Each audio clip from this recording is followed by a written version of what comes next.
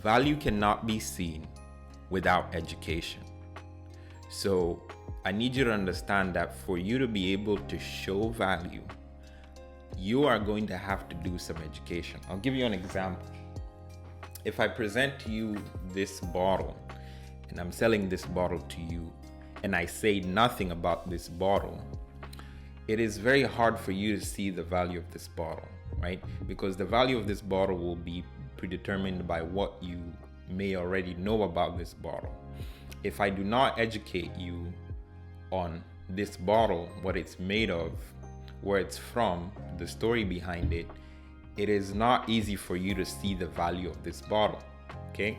Because you might say this bottle is $5 or $20. But if I told you this bottle was actually recovered from the house of Nelson Mandela, it was his favorite bottle. Now, all of a sudden, I just educated you about something, and that education has added more value to this bottle. So the first thing you need to understand with your brand, or as you try to communicate your value, is you're going to have to educate your clients, right? The mistake that a lot of people do is that they make assumptions of what the client already knows. The client doesn't know.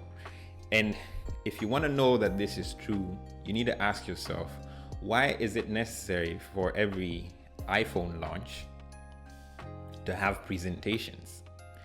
If they just released the phone and showed it to the public, then the public will have to interpret the value of it by themselves.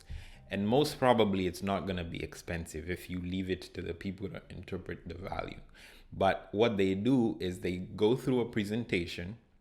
Apple goes through a presentation where they educate you about the value of what they've built so that you can see its value, and in turn you can buy it. And they've done this successfully year after year after year. So for you as an entrepreneur, the first thing you need to know is that you need to educate your clients so that they can see your value.